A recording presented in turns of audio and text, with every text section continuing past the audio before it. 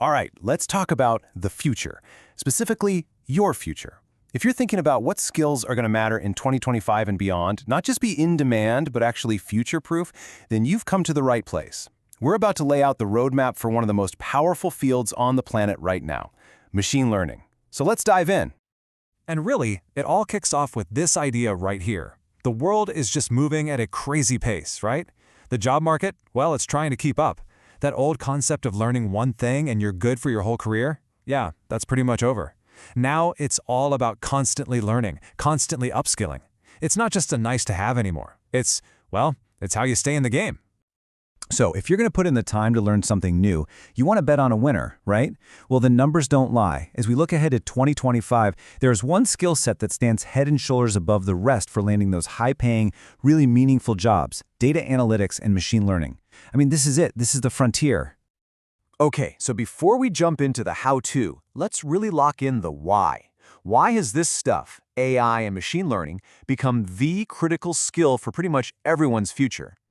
So check this out. It gives you a great picture of the tech landscape. You've got things like cybersecurity and cloud computing, super important, definitely in demand. But look at the top. When you're talking about the roles with the biggest paychecks and the most impact, data analytics and machine learning are just playing a different game. If you're serious about leveling up your career, this is the strategic move. No question. So, what's in the toolkit? What do you actually need to learn to get your hands dirty? Well, here are the big ones. You've got your programming languages, usually Python or R, which are the workhorses for building models. You'll need SQL, that's how you talk to databases and get the raw data. Then you've got tools like Power BI or Tableau, which are all about taking that data and turning it into something people can actually understand, telling a story with it. And all of this, of course, is built on top of those core machine learning fundamentals. Okay, you're fired up, you see the potential, but now what? Where in the world do you even begin? I get it, it can look like this giant, overwhelming mountain to climb. But the good news is there's a blueprint, there's a path. Let's walk through it.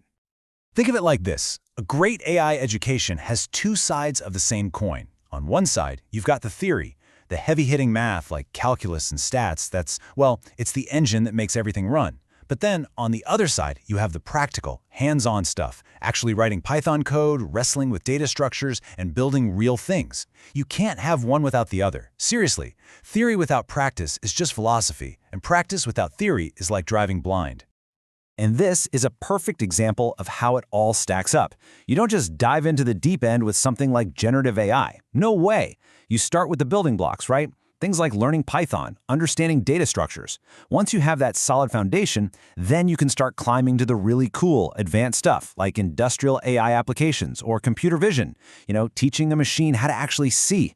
It's a journey, one step at a time. And along that journey, these are the big concepts you're going to master. You'll get into supervised learning, which is basically training a model with an answer key. Then there's unsupervised learning, where you unleash it on data and tell it to find interesting patterns on its own. And then there's reinforcement learning, which is super cool. It's like teaching a dog a trick with treats, learning through trial and error. Each one of these is a whole world to explore. All right, enough theory. Let's get practical. How does this actually work in the real world? How do you go from just a big pile of data to a model that can actually make smart predictions? Let's break down the process. So let's start with the most common type of ML you'll run into, supervised learning. The key here is labeled data. Think of it exactly like you're teaching a toddler. You point to a picture and say cat. You point to another and say dog. You do this over and over and over again. And eventually, after seeing thousands of these labeled examples, the model starts to figure out the patterns for itself. Okay, let's take that idea and apply it to something really cool. This is a real-world example from the Magic Gamma telescope. Scientists are basically pointing this thing at space, capturing all these high-energy particles, and they end up with just a mountain of data. The problem is, they need to know what they're looking at. Is it a gamma particle, or is it something else, like a hadron? Sifting through that by hand is impossible. This is a perfect job for machine learning. And pretty much every project like this follows the same 4 basic steps. First, you get the data, in this case, all the readings from the telescope. Step 2 is super important. You split that data. You take a big chunk for training, but you hold back a smaller piece for testing. Why? Because you need to make sure your model is actually learning and not just memorizing the answers you gave it.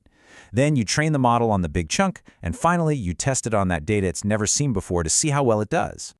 And when we say data, this is what we're talking about. It's not magic. It's basically just a spreadsheet. Each row is one particle that the telescope saw, and each column is a specific measurement, like the length and width of the light it made.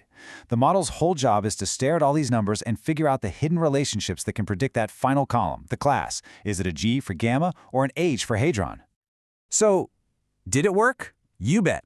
When they tested the model on data it had never, ever seen before, it got it right 82% of the time. And that is the magic right there.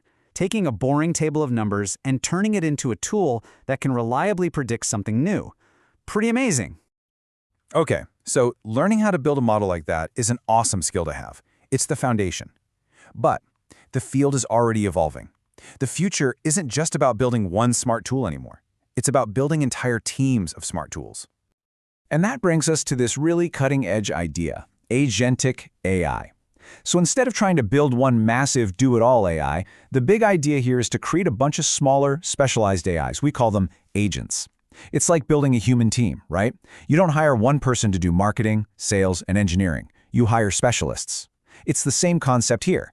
Each agent has one job it's really good at, and they collaborate to tackle a big, complex problem. Here's a great way to think about the difference.